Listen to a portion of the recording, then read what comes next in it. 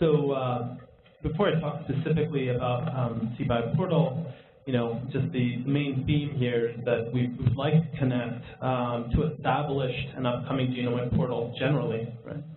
And this is really in order to reach a broader audience of researchers and individuals that are interested in pediatric genomics and health.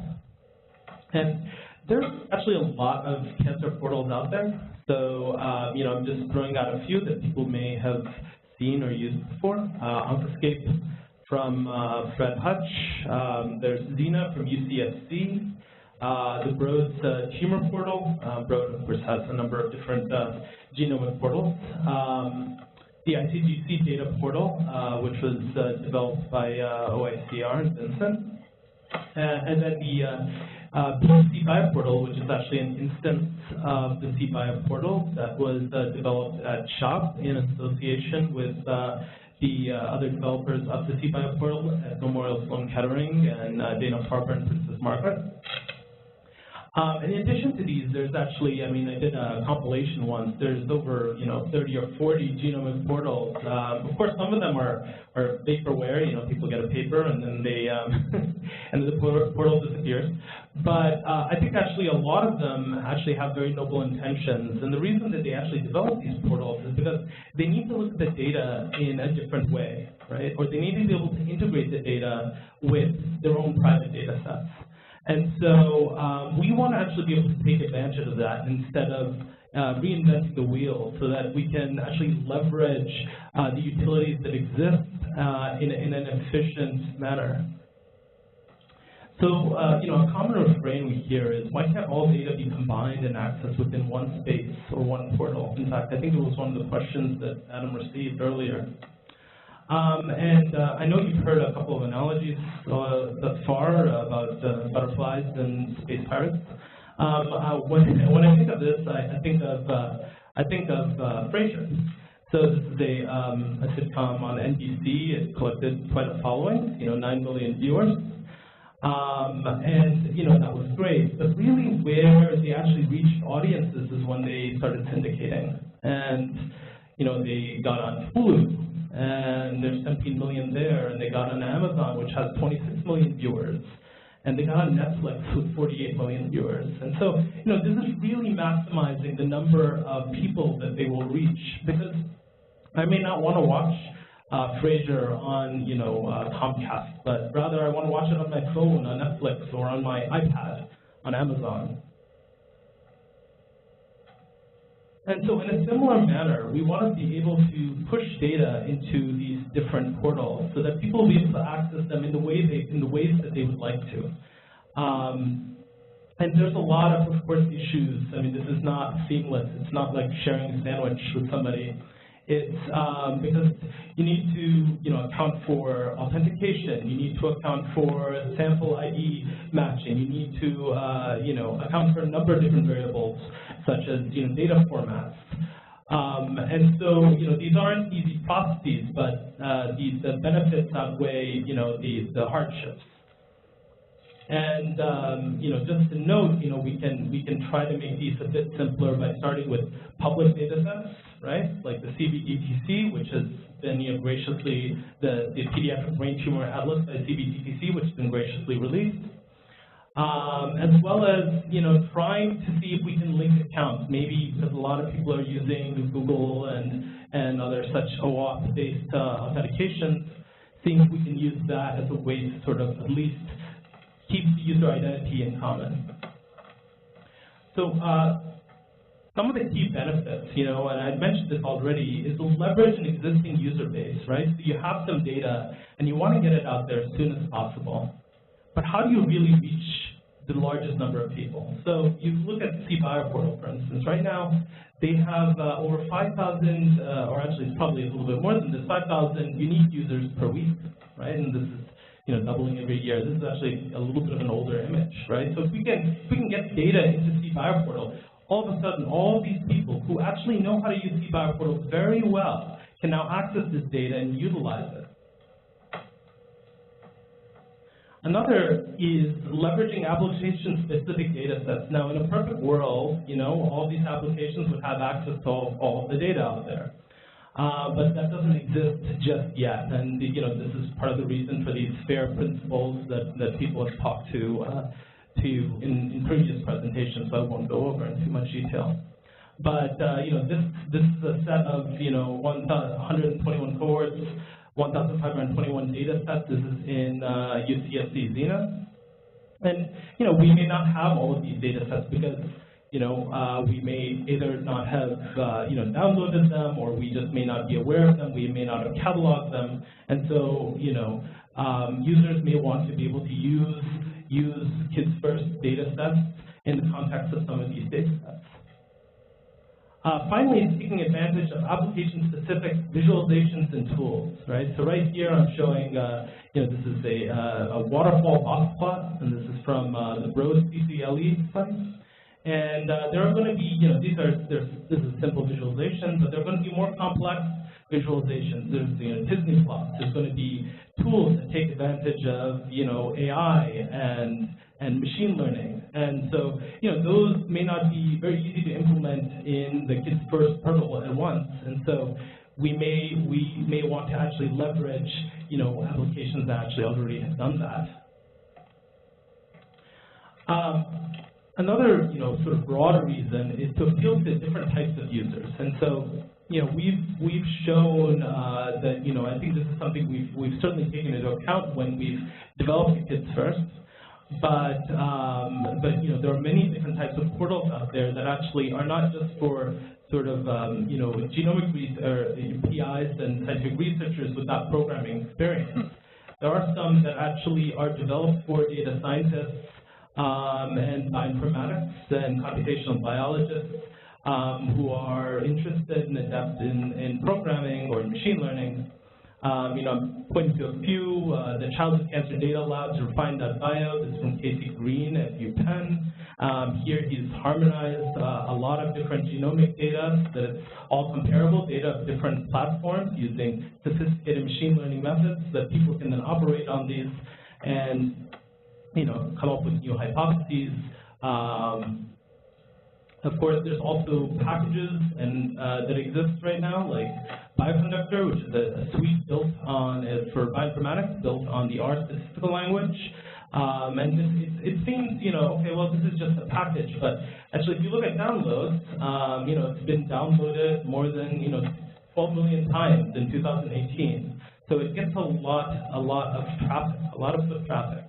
And these people are going to be using this data in very different ways than maybe potentially just a single sort of hypothesis test, but rather doing something maybe more sophisticated or more complex. Similarly, scikit-learn is something that it's a Python library, and this is a paper that I brought up that uses scikit-learn to do using deep learning, which is part of the scikit-learn package, to find drug synergy, cancer. So now I'll take you to the example. This is the PedcBioPortal, which, as I mentioned, is an instance of the PedcBioPortal. And before I do that, I will give you a little bit of background of the PedcBioPortal and PedcBioPortal, and in addition to the data that we'll be using. So the PedcBioPortal is a cancer visualization analytics app. It supports research, translational science, and clinical decisions in the pediatric space. These are some numbers. They get around 18,000 visitors per month. They have over 1,000 citations and 121 studies. That's since increased with over 30,000 tumors. So our PedcBioPortal was built on this using the same framework and in conjunction with these other institutes. And the reason we actually developed it is for a few reasons. One is to support private data sets, and the other is to support actually this connectivity with other applications, which is very important to us.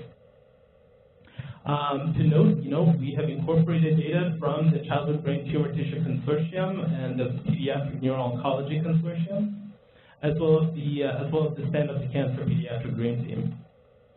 And again, this is really part of an ecosystem of applications, and this is just one example of what we hope will be, a broader set of applications that speak to each other and that users can navigate to and fro from. The data is the CBTTC data. That is the data in the example I'm about to show you. And I think Adam's gone through this a little bit, as has Javad, but the Childhood Brain Tumor Tissue Consortium is dedicated to finding cure for pediatric brain tumors. It's over a petabyte of genomic data, and it's all out in the public. So, here's the example to show you. So in the kids first, if I'm querying for the CBTTC data, for instance, I could be interested in searching for high-grade glioma. And so I can use the filter. I've blown it up a little bit. That's the panel on the left, to search for high-grade gliomas. And then after I do that, I could pick a set of them, and then I could just download the clinical manifest, right? So what does that look like? So here it is. It's so I pulled it into Excel for easier use. It's actually like a text file, but here you see Kids First ID. This is a patient ID, the study name, right, and then a few of the demographic information. And so right now, because we haven't made this completely programmatic, you would have to copy the patient IDs from the manifest.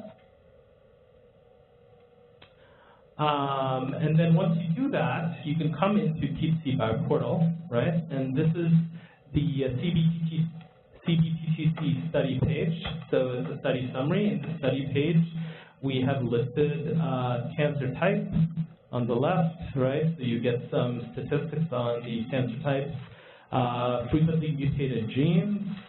We can see frequently mutated, amplified and deleted genes. And then some demographic information at the bottom panel. But here what you can do is you don't want all cases, you're interested in a particular subset, so you can select those cases. Hold on 1 second, waiting for, and say select cases by ID, and you can literally paste those IDs from the manifest file into this box. And when you do that, you will see that you get these sort of revised summary statistics. So it's essentially filtered to this subset of IDs that you're interested in. And at this point, you can do even more detailed analyses. So if you're interested, for instance, in P53, FLG2, H3F3A, and ATRX, you may select these genes. And from there, you can actually look at an oncoprint across the cohort that you're interested in. So these oncoprints kind of give you a global view of the mutational landscape in your cohort. So the percentages on the left, actually next to each gene, actually list how often a sample in your cohort had some sort of lesion of that gene, whether it's a mutation, truncating mutation, missense mutation, amplification, or deletion.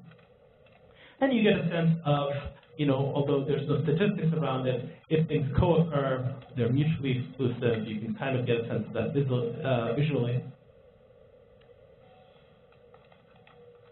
You could also look at this in another view, which is, this lollipop view, which actually gives you across a particular gene. Here you're looking at ATRX. You may be, it'll tell you what are the hotspots of mutations that you would see. So here, this seems like a frequently, mutated location. At this point, if you wanted to, maybe you were interested in one particular mutation, this H225-4R mutation. You could actually click on this patient, click on the sample, and you actually get a sample level view of the data. So in this sample, you can see, it's kind of hard to see on the WebEx, but you can actually get a sense of the number of mutations across their genome, and there is, of course, the tabular view of that. And then if you, at this point, if you say, I don't know if I quite believe, that this person has a legitimate, ATRX mutation, I would like to reanalyze this, means using my method. You could actually take this patient ID, go back into your PedcBioPortal portal, enter that patient ID in, and then you'd be able to get at that BAM file. And that BAM file can then be copied to Kavatica, a similar example to what Vincent showed, and pushed there for further analytics. So just a summary. We were able to basically go from PedcBioPortal into PedcBio, into PedcBioPortal into Kavatica, and this is the sort of thing that we're interested in doing, being able to sort of quickly navigate between different applications in a seamless manner. Generally integrating with other applications, I hope I've sort of shown, increases the number of users who can leverage the data for research and different types of users. And, I didn't go into too much detail, but as I mentioned, application integration is not simple and it requires a lot of pieces and, a lot of effort. Some of the future work we want to do first is to actually have more of a seamless integration with PedcBio. So there's no manual copy and pasting, but it has a more Kavatica-like feel where you can select samples and then kind of push right into PedcBioPortal.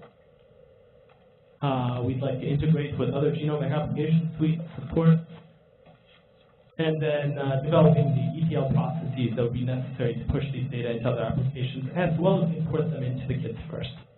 So that's all.